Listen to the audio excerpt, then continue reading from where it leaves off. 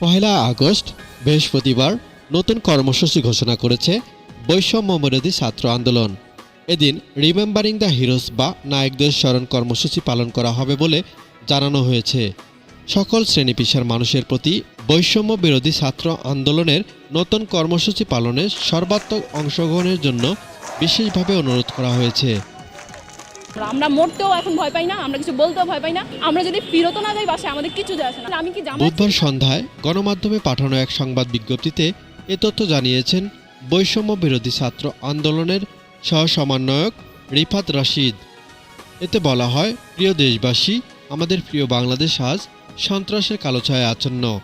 শিক্ষার্থীদের যৌক্তিক কোটা সংস্কার আন্দোলনকে কেন্দ্র করে সরকার এদেশের সাধারণ শিক্ষার্থীদের উপর রাষ্ট্রযন্ত্র, পুলিশ, র্যাব, বিজিবি, সেনাবাহিনী ও তাদের দলের সন্ত্রাসীদের ব্যবহার করে বর্বর গণহত্যা চালিয়েছে। আমাদের ঝলমলে দিনগুলো আজ আঁধারে ছেয়ে গেছে, রাতগুলো হয়ে গেছে গণগ্রেপ্তারের আতঙ্কে আরও অন্ধকার।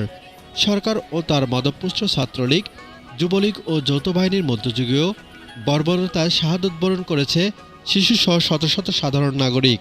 চলছে রাতের আধারে বাড়ি বাড়ি গিয়ে হানাদার বাহিনীর কায়দায় গণগ্রেপ্তার। সেই সঙ্গে চলছে গ্রেপ্তার বাণিজ্য। সাধারণ শিক্ষার্থী ও নাগরিকদের রাস্তায় ধরে মোবাইল চেক, হয়রানি ও নির্বিচারে গ্রেপ্তারের মতো মানবাধিকার লঙ্ঘনের ঘটনা প্রতিদিনের চিত্র। এছাড়াও আগামীর বাংলাদেশ গড়ার কারিগর, জাতির শ্রেষ্ঠ সন্তান, বিশ্ববিদ্যালয়ের সম্মানিত শিক্ষক মণ্ডলীর উপর ক্যাম্পাসের ভিতরে হামলা করেছে পুলিশের সন্ত্রাসীরা। এমনকি ঢাকা বিশ্ববিদ্যালয়ের লোকপ্রশাসন বিভাগের শ্রদ্ধেয় শিক্ষিকা শিহরিন আমিন মোনামি ও নুসরাত জাহান চৌধুরীর গায়েও হাত তুলেছেন পুলিশের কিছু কর্মকর্তা।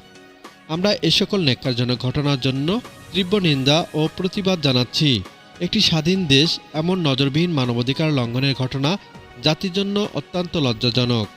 এমন ভয়ানক অন্ধকার পরিস্থিতিতে সারা দেশে ছাত্র জনতার উপর গণহত্যা, গণগ্রেপ্তার, হামলা, মামলা, গুম-খুন ও শিক্ষকদের উপর ন্যাক্কারজনক হামলার প্রতিবাদে জাতিসংঘ কর্তৃক তদন্তপূর্বক বিচারের দাবিতে এবং ছাত্র সমাজের ৯ দফা দাবি আদায়ের লক্ষ্যে আগামীকাল রোজ বৃহস্পতিবার পহেলা আগস্ট বৈষম্য বিরোধী ছাত্র আন্দোলন রিমেম্বারিং দ্য হিরোজ কর্মসূচি ঘোষণা করেছে। সংবাদ বিজ্ঞপ্তিতে কর্মসূচি পালনের ৩ দফা করণীয় উল্লেখ করা হয়েছে। সেগুলো হলো: ১. নির্যাতনের ভয়ঙ্কর দিন রাতগুলোর স্মৃতিচারণ। ২. শহীদ ও আহতদের নিয়ে পরিবার এবং সহপাঠীদের স্মৃতিচারণ। এবং ৩. বৈষম্য বিরোধী ছাত্র আন্দোলনে চালানো নির্যাতনের ঘটনা নিয়ে চিত্রাঙ্কন, গ্রাফিতি, দেওয়ালে লেখন, ফেস্টুন তৈরি, ডিজিটাল পোর্ট্রেট তৈরি প্রভৃতি।